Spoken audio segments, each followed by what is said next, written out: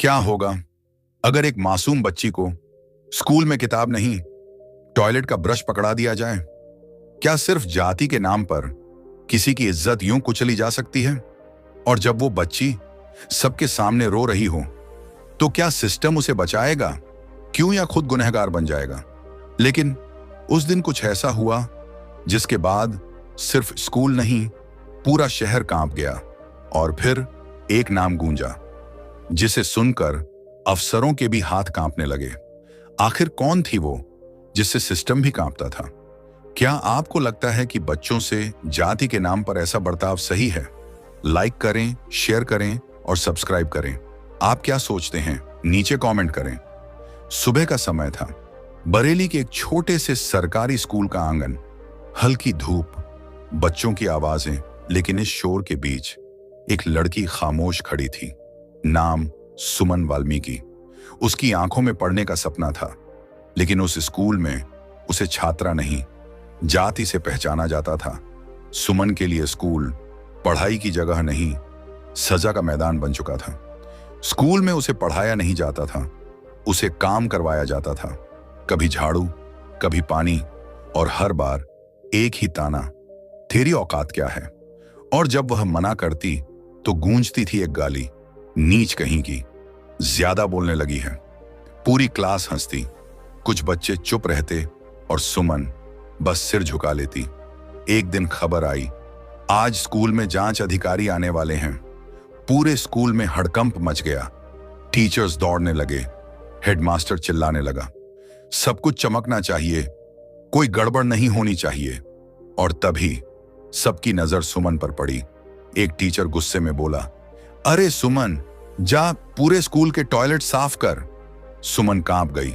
उसने धीरे से कहा, सर, मैं पढ़ने आई हूं, ये काम क्यों? बस इतना कहना था। टीचर चीख पड़ा, तू पढ़ने आई है, तेरी औकात क्या है? दूसरा बोला, तू गुलाम है, सेवा के लिए बनी है। तीसरा हंसते हुए, चमारों को पढ़ने की जरूरत नहीं होती। उसके हाथ में जबरदस्ती ब्रश थमा दिया गया। आंखों से आंसू बह रहे थे और वो पूरे स्कूल के सामने टॉयलेट साफ कर रही थी। हर घिसाई के साथ उसका आत्मसम्मान टूट रहा था। लेकिन भीड़ में एक लड़की खड़ी थी, प्रिया जाटव। उसका दिल कांप रहा था, लेकिन उसने हिम्मत की, चुपके से मोबाइल निकाला और वीडियो रिकॉर्ड करना शुरू कर दिया। वीडियो में साफ दिख रहा था, सुमन रो रही है और टीचर चिल्ला रहे हैं। शाम तक वो वीडियो सिर्फ वीडियो नहीं रहा, वो गुस्से की आग बन चुका था। हमारी दोस्त से टॉयलेट साफ करवाया गया, क्या दलित को पढ़ने का अधिकार नहीं? बस फिर क्या था, पूरा सोशल मीडिया फट पड़ा। कोई लिख रहा था, शिक्षा मंदिर में यह अत्याचार शर्मनाक है। कोई बोला, क्या दलित होना गुनाह है? कॉलेज के छात्र सड़कों पर उतर आए, लोग स्कूल के बाहर जमा होने लगे। अगले दिन अभिभावक स्कूल पहुंचे, लेकिन हेडमास्टर ने उन्हें ही अपमानित कर दिया। अगर इतना ही दर्द है तो यहाँ क्यों पढ़ाते हो? यहाँ पढ़ेंगे तो काम भी करना पड़ेगा। उधर प्रिया को फोन आने लगे, वीडियो डिलीट कर दे वरना अंजाम बुरा होगा। लेकिन प्रिया ने जवाब दिया, मार देना लेकिन सच नहीं मिटाऊंगी। अब ये मामला सिर्फ एक स्कूल तक सीमित नहीं रहा, पूरा बरेली जल रहा था। मीडिया पहुंच गई, लेकिन गेट पर सिक्योरिटी खड़ी कर दी गई, अंदर किसी को नहीं जाने दिया जाएगा। और तभी सोशल मीडिया पर एक और पोस्ट वायरल हुआ, शिक्षा संस्था में भेदभाव बेहद शर्मनाक, मैं आ रही हूँ बरेली। बस ये पढ़ते ही स्कूल में सन्नाटा छा गया। एक टीचर घबराते हुए बोला, अब तो गड़बड़ हो जाएगी, कविता भील आ रही है। हेडमास्टर के हाथ कांपने लगे, सिक्योरिटी दोगुनी कर दी गई। शिक्षा विभाग के अधिकारी दौड़ पड़े। मीडिया चीख रही थी, अंदर क्या हो रहा है? लेकिन जवाब, जांच चल रही है। और तभी दूर से सायरन की आवाज गूंजने लगी। लोग रुक गए, भीड़ मुड़कर देखने लगी। धूल उड़ती हुई दिखाई दी। बरेली की सड़क पर एक विशाल काफिला 200 गाड़ियों का धीरे धीरे स्कूल की ओर बढ़ रहा था। पब्लिक चिल्लाई, आ गई, आ गई, कविता भील आ गई। स्कूल के अंदर टीचर कांप रहे थे, बाहर हजारों की भीड़ उमड़ रही थी। पुलिस भाग रही थी, बैरिकेडिंग लग रही थी और काफिला सीधे स्कूल के गेट पर आकर रुक गया। कुछ सेकंड पूरा माहौल खामोश हो गया। फिर धीरे से एक गाड़ी का दरवाजा खुला और बाहर उतरी कविता भील। काले चश्मे, तेज चाल, चेहरे पर गुस्सा। उसे देखते ही सिक्योरिटी के पसीने छूट गए। पुलिस पीछे हट गई, भीड़ गरज उठी, कविता दीदी जिंदाबाद। पब्लिक चिल्लाई, दीदी अंदर नहीं जाने दे रहे। जिस स्कूल के गेट पर सच रुक जाए, समझ लो अंदर इंसाफ मर चुका है। कविता भील ने बस एक नज़र गेट पर डाली और बिना रुके सीधे अंदर बढ़ गई। सिक्योरिटी हिम्मत नहीं कर पाई रोकने की। वो सीधे उस टीचर के सामने पहुंची और गरज कर बोली, तू टीचर है या अत्याचारी? तू बच्चों को पढ़ाता नहीं, उनकी इज्जत को रोज मारता है, बच्चों से टॉयलेट साफ करवाता है, शर्म नहीं आती? टीचर हकलाते हुए, मैं सरकारी टीचर हूँ। सरकारी टीचर है तो क्या भगवान बन गया? सरकार ने नौकरी दी है, बच्चों की आत्मा को चलने का ठेका नहीं। नौकरी इसलिए करता है कि बच्चों से सफाई करवाएगा, पानी भरवाएगा, जाति सूचक गाली देगा। संविधान पढ़ा है कभी? पूरा स्कूल सन। आज मैं सवाल नहीं पूछ रही, आज कानून तुझसे जवाब मांग रहा है। कविता भील ने टीचर से 3 सवाल पूछे। 1. आर्टिकल 21A क्या है? 2. SC/ST एक्ट जानते हो? 3. शिक्षा का अधिकार किसे मिला है?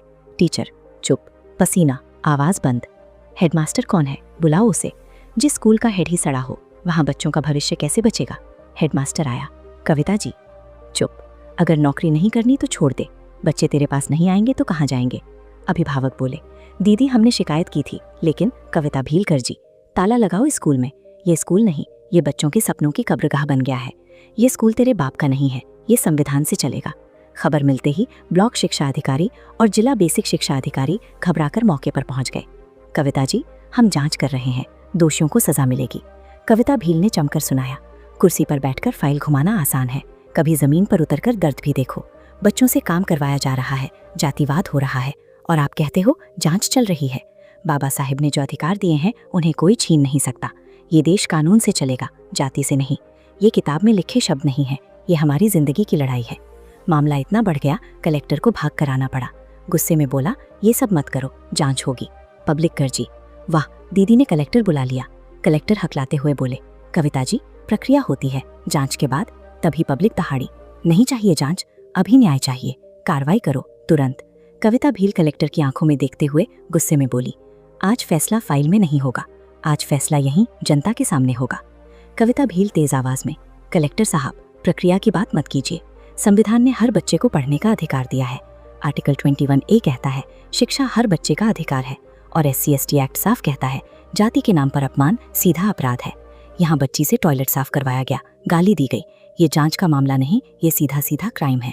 कलेक्टर के होश उड़ गए, पब्लिक में जोश। मीडिया कैमरा उस पल को कैद कर रहा था जहां कानून कुर्सी पर भारी पड़ रहा था। जनता का इतना दबाव बढ़ गया, आखिर कलेक्टर को झुकना ही पड़ा। कलेक्टर मैं करता हूँ। कविता भील गुस्से में, नहीं अभी करो, वरना पूरा बरेली जाम कर दूंगी। संविधान अभी जिंदा है। आखिरकार कलेक्टर झुक गया। टीचर सस्पेंड, FIR दर्ज, सुमन को सुरक्षा, स्कूल में निगरानी, सभी बच्चों के अधिकार सुनिश्चित। बाहर आते ही मीडिया, कविता जी क्या कहेंगी? संविधान से लड़ो, अपने अधिकार छीनो। बाबा साहेब ने हमें झुकने के लिए नहीं, लड़ने के लिए बनाया है। भीड़ रो रही थी, दीदी अगर आप नहीं आती। कविता भील काली में बैठी, नारे गूंजे, संविधान जिंदाबाद, कविता दीदी जिंदाबाद। काफिला आगे बढ़ गया।